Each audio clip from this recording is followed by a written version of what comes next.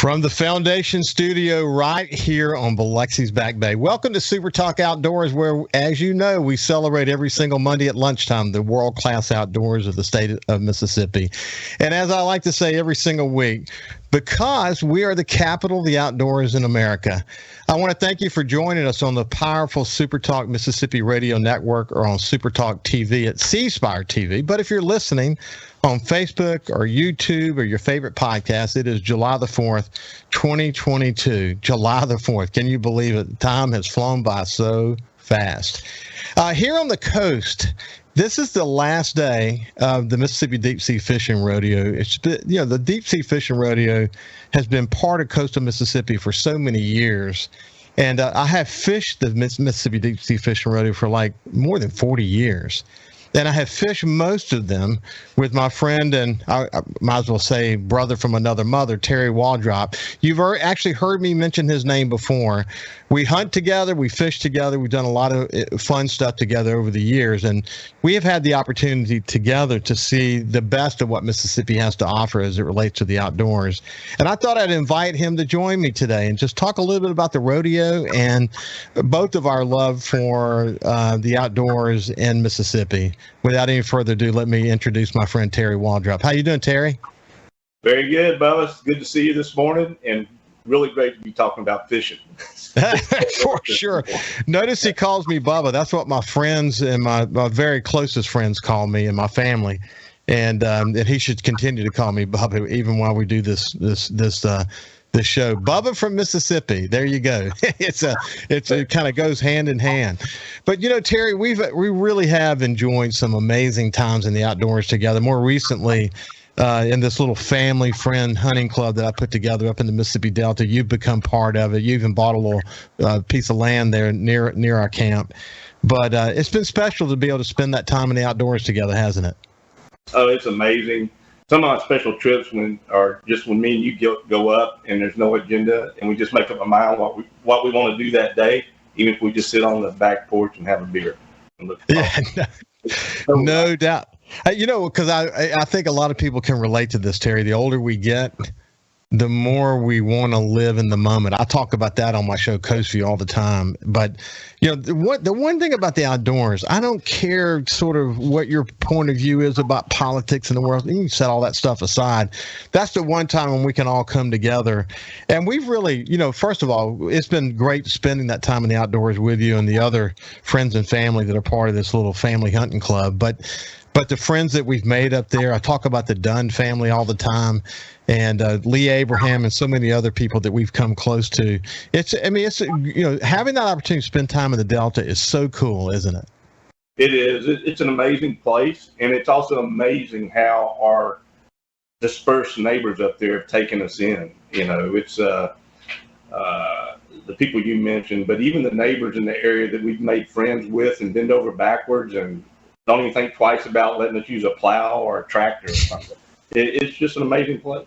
Yeah, if something breaks, for one of the first phone calls I would make is to Michael or Matthew Gailey it's just really terrific. And I love it up there. And in fact, we got to get up there. I can only imagine. I can literally hear the weeds growing in our food plots as we speak. So we've got some work to do, but man, I'm not looking forward to being up there. You're talking about day after day after day of over 100 degrees, and that's before you get the wind, the heat index factored in. It's just incredible. Hey, we're going to talk about so many fun years of fishing the Deep Sea Fishing Rodeo, but I thought I'd give people an opportunity to have a sense of what you do. It is interesting that we grew up fishing together and that your whole career has been in the marine industry, and particularly as it relates to defense. Defense is kind of your work. You've got offices all over the country, and you have a critical role in the shipbuilding efforts of our country. Why don't you give people a sense of what that is you do? Well, I work for a company, Serco. It's an international global maritime company. And if you can think of maritime operations from a design on a napkin through concept design, detailed design, transition to production, delivery to the fleet, most times the Navy. We also operate our own vessels and for governments, like in Australia, we just built and we currently operate a 29,000-ton icebreaker for the Australian government. So just about anything maritime globally is what I'm involved in, but primarily some of the vessels we're building in Ingalls and Textron over in New Orleans, and then Swift ships over in Morgan City. Yeah, and you actually recently did a trip over to Saudi Arabia as well. Tell me about that. Yeah, so won a Saudi Arabian contract under Lockheed Martin, and then we followed that up with a company win on our own with the Saudi Arabian government to assist them with ship maintenance and repair and managing that for their country. And I was selected to be a naval advisor to the Saudi government on that. So that's all ramping up. So yeah, more Saudi trips in my future. That's incredible, man. I often said to people that most of the major ships that are built in the United States have to pass through your team. And so what I've heard you talk about, and you can respond to that here in just a second, but what I've heard you on the phone before, and it kind of reminds me of my publisher days. By the time a problem got to me, it was really, really difficult to solve. And that's the same thing with you. By the time it gets to you through your team and there's some design issue or some issue in the building process, you're the one who has to resolve it. But my favorite term is to say there's no rest for the weary, but that's certainly true for you and the work that you do, isn't it? Yeah, because I manage so many different contracts around the world, you're exactly right. When it gets to my level, it generally requires a decision. And in shipbuilding, it's most important to make those ship decisions immediately, because every day a vessel's in a shipyard costs the government or the customer more money. I know, and you work closely with the Pentagon, and you got a very important job. But let's bring it back to coastal Mississippi. You grew up. Your dad, you actually spent some time in Guam along the way, but you always had a love for the outdoors, didn't you? Oh, absolutely. I remember my dad taking me wade fishing on the front beach where water was probably get up to my chest while he was shin deep or something, and so my dad was always a fisherman and would take me along. And how many hours we spent on Courthouse Pier growing up. Yeah. Right? So, yeah, in coastal Mississippi, they tried to get me to move to D.C. They tried to get me to move to other parts of the country. Not going to happen. I love this area. Hey, I've said this on the show before, but Courthouse, we're gifted in coastal Mississippi. We have so many public piers across coastal Mississippi. And in fact, Cal Curley, the producer of this show, loves Moses Pier, and there are other piers that he enjoys as well. But the reality is, we have great opportunity to introduce the outdoors through these great public piers. And Courthouse Road Pier is the one that Terry mentioned. And I've often said of Courthouse Road Pier that it kept me out of trouble. While other people out gallivanting, I wanted to be on the end of the pier catching a shark or a redfish, and actually even an occasional lemonfish. It was a great place to learn how to fish, wasn't it? It was, and it's interesting. I don't remember how old I was, but I probably wasn't even a teenager yet. My dad would drop me and a few friends off at Courthouse Road Pier on his way into work at Keesler for daylight, and somebody would pick us up around noon. So you can imagine, we're on our own that whole time. So yeah, we're learning everything there is to learn about fishing from a pier. Yeah, and that's so neat. Well, fast forward, you have a few boats along the way, but the one that we spent the most amount of time in was that 21-foot Chris Craft. I think it had an Evinrude motor on it. And listen, for people who can't appreciate this, most of the runs in coastal Mississippi, the offshore runs, involve a pretty significant run offshore. And we had this one rig that we went to off of Chandelier. We call it the Lemonfish rig. It's actually still there. So many rigs have been removed, but this one happens to still be there. We knew exactly how much gas we needed to get there. and I mean, even under perfect conditions, we'd come back on fumes, wouldn't we, Terry? Yes, we would. And back in those days, I was thinking about that this morning. Back in those days, we didn't keep the boat clean while we were fishing. We were hardcore fishing. When that boat came in, it looked terrible. It was. Of course, I'm a stickler for cleanliness. That's kind of my stock and trade these days. And my boat is white now. I have an Everglades, and Terry fishes with me all the time on my boat. But it's you get some fish blood on it. It sticks out like a sore thumb. We work hard to try to keep it clean. But you're right. Back in those days, and we'd go out and spend the night on the rig. I remember one time we were out for the deep sea fishing rodeo, in fact, and a major thunderstorm came, and we tied the boat off, and we went up inside the rig, and we got inside the little control room, and we were essentially said, we're going to lose the boat. Boat's gone, but at least we're going to be alive. I remember it was like 100 degrees, but then the thunderstorm came through and we were shivering. There was so much cool air coming out of that thunderstorm. So many stories to tell. Hey, when we come back on the other side, I'll continue this conversation with my outdoors buddy, Terry Waldrop, and we'll talk a little bit more about the deep sea fishing rodeo over the years. We'll see you after this break.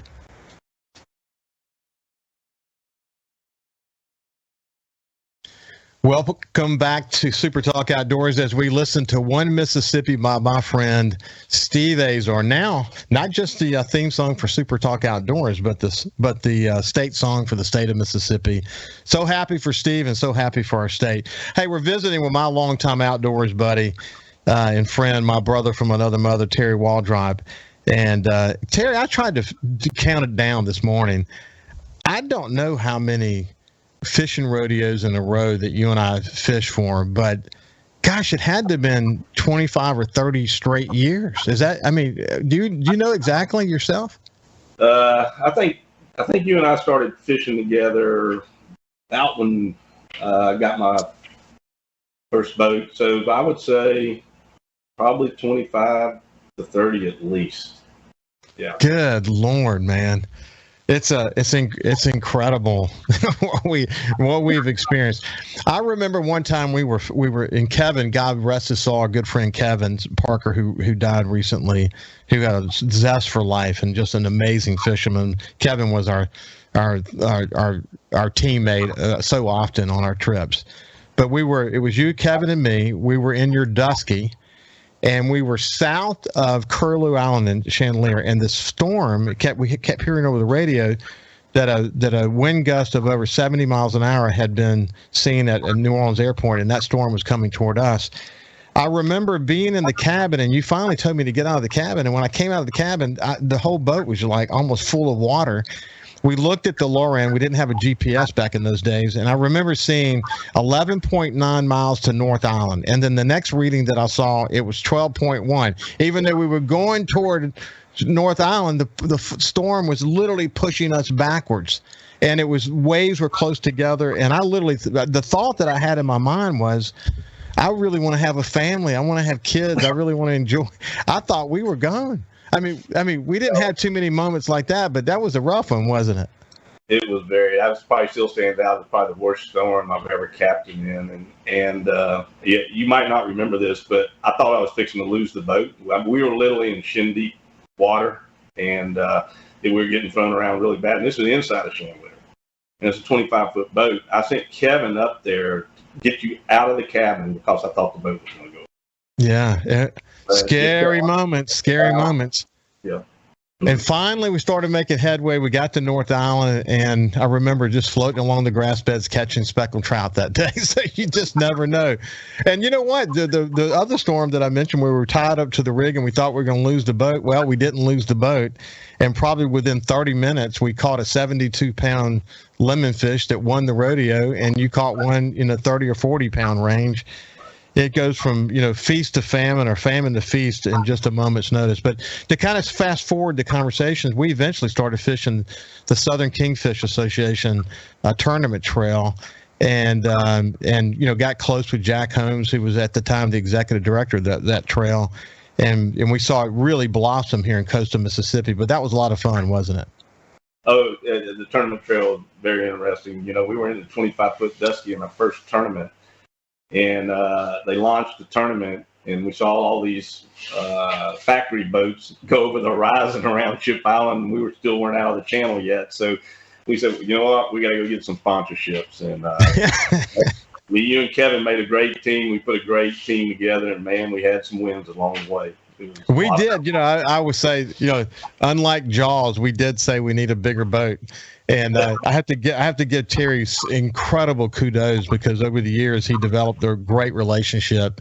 And, we were part of that, but it was Terry who put this together with Proline and Donzi and the factory motors that we had along the way. We had some fast boats, man. You see fast boats all over the place today, but it was, our boats would go nearly 70 miles an hour. And it was, we played with the big boys there for a lot of years, didn't we?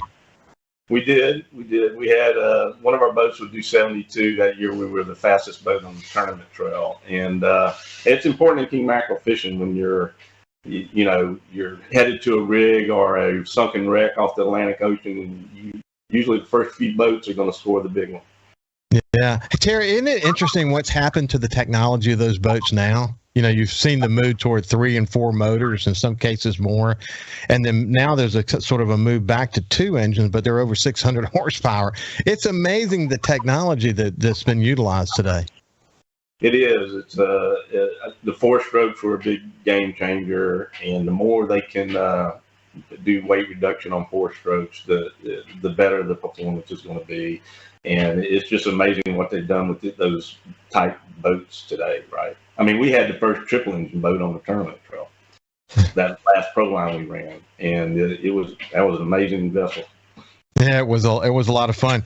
So if you leave coastal Mississippi, you can go to an inlet at the mouth of the Mississippi River called Baptiste Collet that takes you into the Mississippi River, into Venice. So we did some tournaments out of Venice. And then if you go down the river, there's some sort of back ways you can take, canals and whatever, that eventually bring you out, whichever way you want to go, out to the West Delta Block or toward what we call the sulfur rigs or the horseshoe rigs, which are off the eastern side of the Mississippi River. But, Terry used to run down these canals. And I remember one guy that was fishing with us at the time, he had a handheld Loran. And on the handheld Loran, it would say, okay, at this fork, you got to take a right in order to go where you need to go. If you take a left, it's 1 foot, and here we are, literally the reeds of the saltwater grass, we're almost brushing up against the boat down these little small, narrow canals. And Terry, from his memory, remembering that I got to take a right here, I got to take a left here, I got to take a right here. I don't know Terry, how did you do it? You always had this incredible sense of navigation. Hey, I'm much better navigating the marsh than I am a city, I can tell you that. But yeah, that's actually called Dead Woman's Pass. We pop out within 10 miles of the Sulphur Creek right there. It's a great fishing spot. We also use that route to go the opposite direction when we make the Mississippi River jump and fish the west side of the river from Biloxi during the tournament.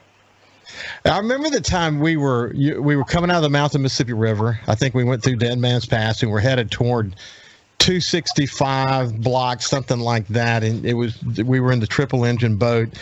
My son Jordan Matthews was with us, and we assumed what we hit, going 60 something miles an hour was a manta ray.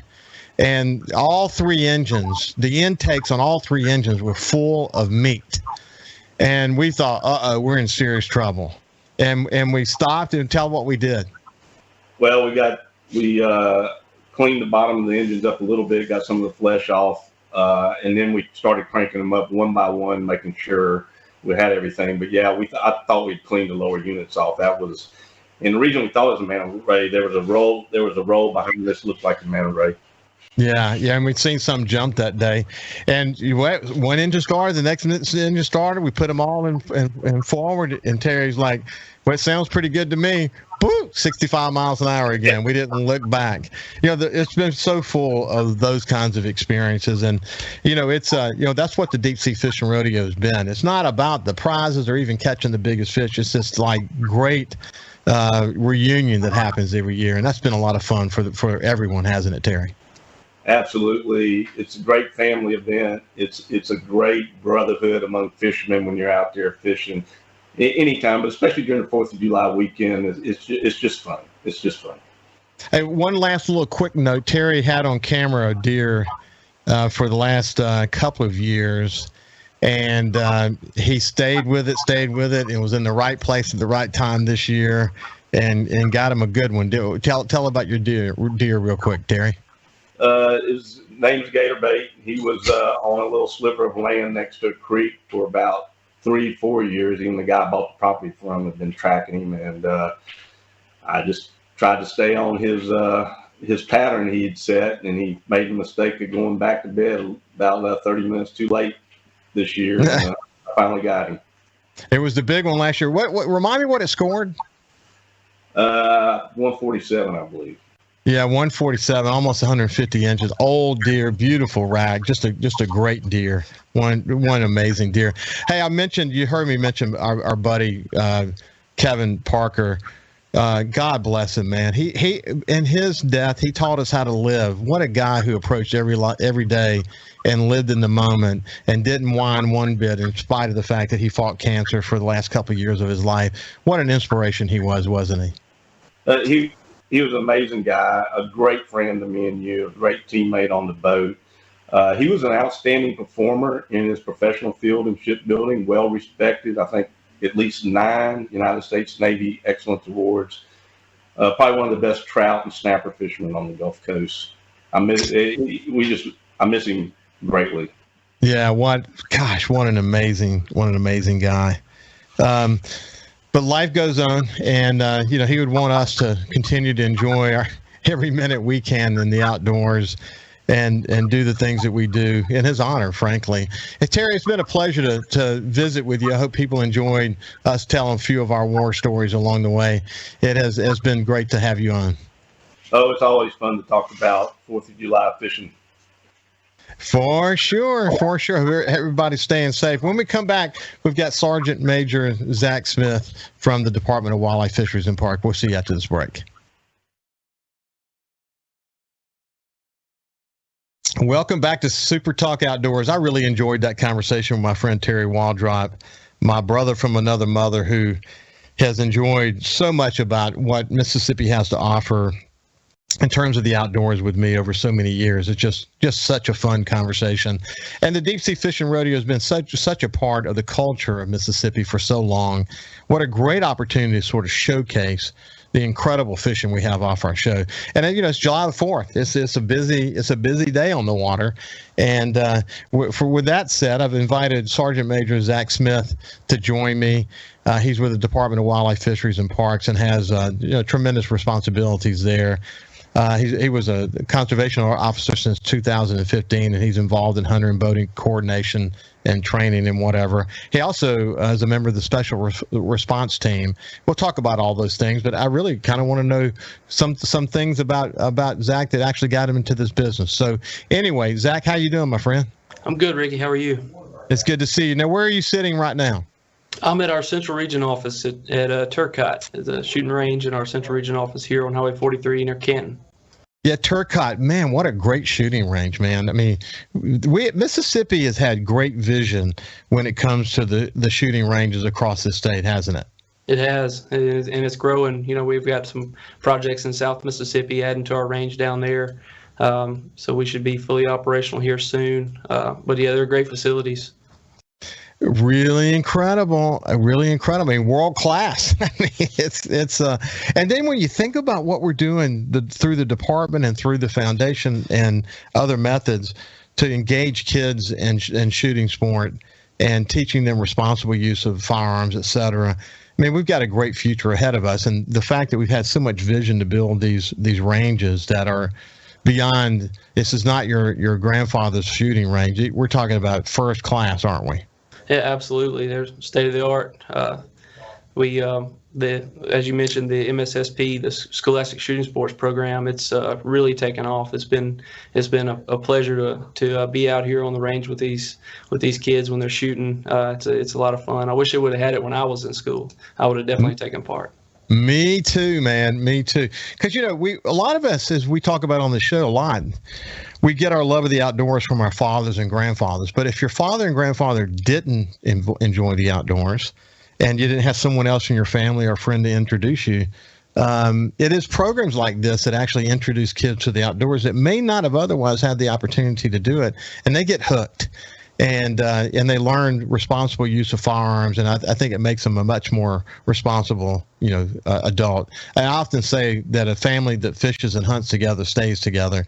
But if you don't get it from your family, you can get it from your friends or the people who are closest to you, or through a program like this. It's going to be better for all of us. Hey, so look, you grew up in Florida. Where did your love of the outdoors come from? Well, like we just talked about, family. It's a family tradition. It has been all the way back a few generations. My grandfather, he was a big fisherman. He had a camp down in South Louisiana in Dulac, and so we grew up going down there some. On my dad's side of the family, we grew up hunting, turkey hunting, doing anything outdoors. We went all over the country camping. I just grew up doing it. I didn't know any other way. Eventually, as I grew older, spent a lot more time fishing than hunting during high school, just availability and different things. But that's really my biggest passion. But yeah, hunting, fishing, it's a way of life for some people, and it's definitely for me. Well, listen, Dulac. My wife's grandfather was a Melanson from South Louisiana, and he talked just like this. And he went to Dulac for sure.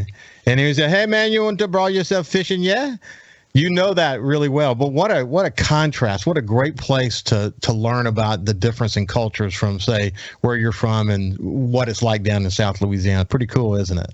Absolutely. I went down there some as a kid, a young kid, and when my grandfather passed away, we weren't going down there near as much. But not really a long story, but my parents ended up splitting up. My mom remarried a man from South Louisiana. He actually had a camp across the street from our family camp where we grew up at. And so during my teen years, during the summer, or any time of year rather, we'd go down there. He had a shrimp boat. He was a shrimper, and so I spent several hours on a shrimp boat picking through shrimp and living the life down there. I had the white boots and everything. That'll make a man out of you for sure. But I love it. And even today, man, I have to tell you, when I smell diesel fuel burning, I think of shrimp boats. I think of that whole culture. And as a kid, man, I couldn't get enough of it. I really couldn't. I bet you couldn't either. Absolutely not. I didn't get much sleep when I was down there. Between working on the boat, we'd get back. I'd go out on the pier and throw my cast net, get a bunch of shrimp to fish with, and I'd go hit the water, catch some redfish, black drum, you name it. It was the life. What man! I think that's so awesome, and I get it, man. I get it. It hooks you for life, really. So you went on to Mississippi College. You got a bachelor's degree in Homeland Security. I guess that probably positioned you pretty well to eventually focus on becoming a conservation officer, I guess. Yes, sir, it did. The Homeland Security program was quite similar to just your basic criminal justice program through any college, but it was a little geared more towards criminal justice. I thought it would be a better idea, just kind of maybe give me a little bump ahead of the other guys when it came time to start interviewing. And actually, the interview process that got me hired here was going on the same time that graduation was going on in Mississippi College. I was getting ready, picking up cap and gown to go walk and go into interviews and take a PT test at the same time. So it fell right in perfectly. Well, that's awesome. That's all. I hear that story over and over again as I talk to people inside the department. I mean, the department is full of people who are passionate about the outdoors, passionate about conservation, really passionate about safety. People. We've got a pretty good track record on safety in Mississippi, but all it takes is one bad incident, and then suddenly, we kind of have to refocus ourselves. As you think about your job, what excites you most about what you do? Well, I don't work in the field quite as much as I have in the years past, but my favorite part about working was just being around other people that liked hunting and fishing. I took pride in being fair and getting to know the people of the community around me, and not just out looking for a violation, but just getting to know people, meeting people, making safety, is, like we said, it's a big concern. And as an officer, anytime something goes wrong, you're the one that goes. So the less mayhem that there is, the more time you have to spend with like-minded people.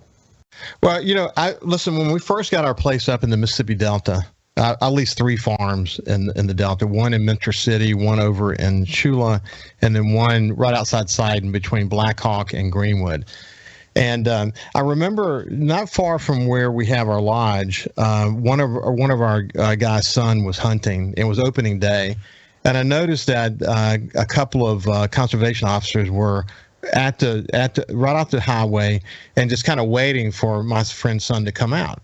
And we went over and introduced ourselves to them. And, they just said they're just doing checks. And we said, no problem. It was a matter of 30 minutes. My friend's son came out. Of course, he had his orange on, had his license, obviously completely within the law, of course. And but I love their approach. I know there's always going to be an exception to the rule from time to time, but my experience has been that conservation officers really, really focus on trying to develop relationships, and they recognize that most people do follow the law, and from time to time people don't, and when they don't, it's important for you to do your job and hold them accountable. But my experience is not unusual, is it? No, absolutely not. One thing you mentioned that, waiting out by the truck, sometimes when we're not suspecting anything's going wrong or there's any issues and we just want to make sure that there's a license and hunter's orange, like you mentioned, we're not going to go in there and ruin somebody's hunt. Just because we know they're in there hunting, whatever the case may be, we're not going to bust in there and ruin a hunt over a checked license or a possible no license even. The worst thing you'd want to do is walk in there and ruin someone's hunt and ask for their license thinking that they didn't have one, and then they reach down and hand you one, and now here you are looking like a fool. Yeah. So you're still hunting and fishing and when you're off? Absolutely. I hunt and fish more so now than I ever have. It eats up a lot of my time. I got a daughter now. She's almost a year old, and that's kind of kicked back a little bit of my time in the woods and on the water. But hopefully she'll be brought right in, and she'll be my little hunting buddy as she gets a little older. Well, my son Jordan, I have another son who lives up in New York City. I have a daughter as well. My son Jordan's daughter just turned 3, and her name is Mila, and she's an amazing young lady or young girl. And Jordan says now when he comes over to the house, we live on Back Bay, so when he comes over to the house and catches bait and goes fishing, he brings her with him. And she's only 3, but she loves it. She loves being with him. He said, "Man, I'm so glad I have my little mobile daughter now. She can do this with me." And I mean, it's just a dream world for him. And that you're not far away from that. I mean, you don't imagine 3 years old being the difference maker, but it is. I mean, they get about that age, they can find their way around in a boat pretty good. Hey, when we come back, we'll continue our conversation with Sergeant Major Zach Smith, and we'll spend a little bit of time in this final segment talking about why it's important for us to focus on, especially boater safety this time of year. We'll see you after the break.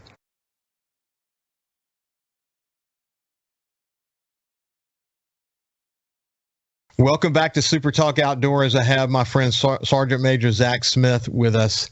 He's with the Department of Wildlife, Fisheries, and Parks, and he's from Florida originally. And I was telling him during the break, I just think he's doing a great job. It's something when someone has a passion for the outdoors, and of course, if you're listening on the radio, obviously the people on YouTube and Facebook and Super Talk TV can see this, but he's got a great smile, but he's got a passion for what he's doing. And even though being on the radio is not something he does on a regular basis, that passion really comes across really well. And I told him how much I'm enjoying the conversation. So anyway, let's get to, you're involved in hunter education. You're involved in boater coordination as well in Central Mississippi.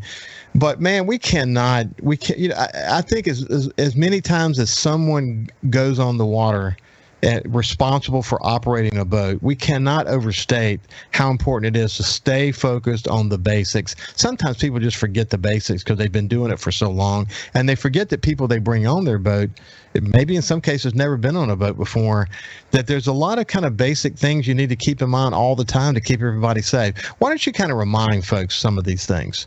Okay, yeah, you're exactly right. Safety on the water is something that you can get complacent with. A boating accident in some ways is kind of like a motorcycle accident. If there's an accident, somebody's probably going to get hurt. There's no seat belts on, in boats. People can get thrown out into the water. There's a lot of things that can go wrong in a boating situation. Some of the things that, as an officer, that we check for and that we see when we're out on the water is we're checking for all the safety equipment. Most important being a PFD. The PFD is a life jacket in other terms. On board, there should be at least one life jacket for every person on board. And they should be the right size for those people. We often see, we'll have a group of people, family, out on the water, and we're checking life jackets, and they've got 2 young kids on board, and they've got enough life jackets, but they're all adult-sized life jackets. And according to the way we enforce that, it has to be able to fit that person. If it's way too big or way too small, it doesn't count. So keep that in mind. The folks are out on the water. Just make sure if you got a child, check and make sure that the size is for that person. Yeah, I see that too. I see that too. And God, it's so important. You got to imagine, for anyone who's on social media, on TikTok or Facebook or Instagram, you see a lot of short videos, and you're starting to see more short videos because everybody's a reporter now. Everybody's got a phone in their hand. Boating accidents, thank God, in most of the ones I've seen, people were, they survived them. But what happens is, you pointed out, people, you don't have a seatbelt on when you're in the water. Boats are going faster these days. And most likely, unless something in the boat stops you, you're probably going to get slung out of the boat. You have to imagine what would happen if a kid were thrown out of a boat and they had an adult life jacket on. Would it stay on them, or would it keep them? What if they get knocked out? Will it keep them oriented to the water properly, even if they were knocked out? These are critical things to think about, aren't they? Absolutely. A life jacket that's too large, it's probably not going to do right, like you say. Keep them upright, especially if they're knocked out. A big one of those skiing life jackets, the full body or full torso life jacket on a small child. If they're unconscious, it's not going to roll them up and keep their head out of the water. Another thing is having those PFDs accessible. We often are checking boaters on the water, and they've got all the life jackets that you would need. They have extras, but they're inside compartments or underneath the seat. And in a situation where you have a boating accident, you're thrown out of the boat, what good does a life jacket do if it's in a seat, if it's in a compartment, Yeah, on my boat, I have way more than I need. Some are in compartments up front, and that's sort of the deal you're talking about. But a whole bunch, all I need is right above my head. I pull one string, and then they all come out. And if we get in a rough water scenario, or certainly if you're being towed, which thank God I haven't had to be towed in a very, very long time, we should be wearing them. But I think that's one of the reasons why over the many years the department has really focused on boater education. And, you can't get enough boater education. And the other thing that amazes me, Zach, is that there's still people out on the water operating boats significantly under the influence, and as if it's okay to drink and drive a boat. That's a tough one, isn't it? Absolutely, especially on the holiday weekends when there's more boaters on the water. Obviously, there's more opportunity for people to be under the influence and driving, but it creates a greater risk simply because there's more boats on the water. It makes it more dangerous for not only the people on the boat with the drunk driver, but everybody else, whether they're swimming or in another boat. So that's something that we try to enforce and do a good job of keeping our waterways safe by getting those drunk drivers off the water. I want to remind everybody that if you see an accident or a violation that's important to be noted, you can call 1-800-BE-SMART, 1-800-BE-SMART, and to get more to make a report on a boater violation or an accident that you see. It's been a pleasure, Zach. I look forward to having you back soon. Absolutely. You did a great job. I loved your Dulac experience down in South Louisiana. It's just so interesting. You never know what you're going to hear. And I love that part of the country as well. So anyway, this has been Sergeant Major Zach Smith coming to us from the Mississippi Department of Wildlife, Fisheries, and Parks. And his main message, and mine as well, is just stay safe. Really stay safe. Focus on safety first always when you're in the outdoors. Have a great 4th of July, and we'll see you next week.